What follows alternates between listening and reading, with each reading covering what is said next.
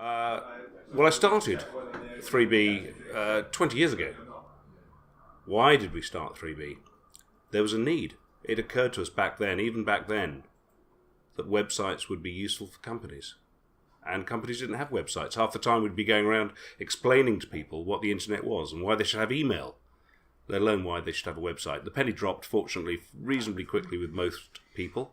But it's not a task we need to do anymore. Everybody knows they need a website. Everybody knows they need representation. Everybody knows they need to leverage the internet for the vast majority of their business tools these days. So our life in terms of selling our services is much easier than it ever was.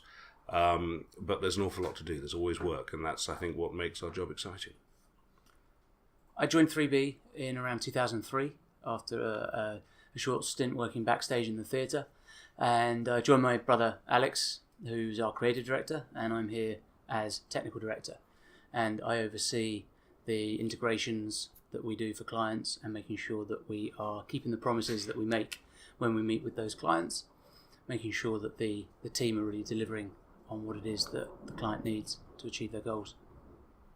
I often describe 3B as a tech house in the first instance, a development house, but the truth is that good design, strong UX, touches everything that we do. I often say that we're a design house with a small d, and of course that is really not an entire picture.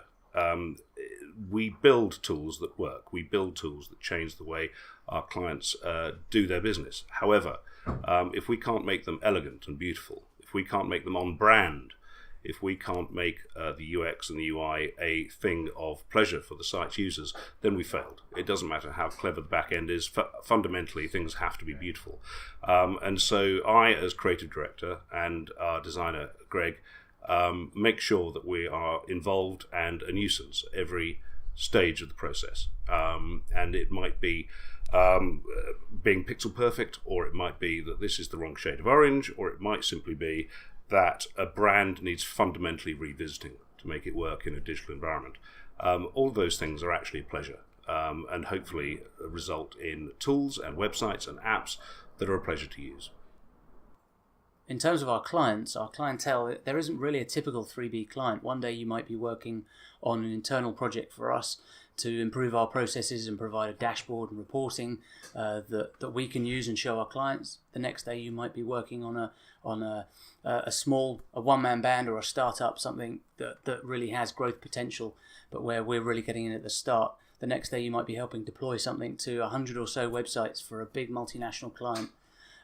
We've traditionally we found a few industries that we've worked very well with: publishing, finance, the arts and events have always been strong in our portfolio, and we really enjoy working with those industries.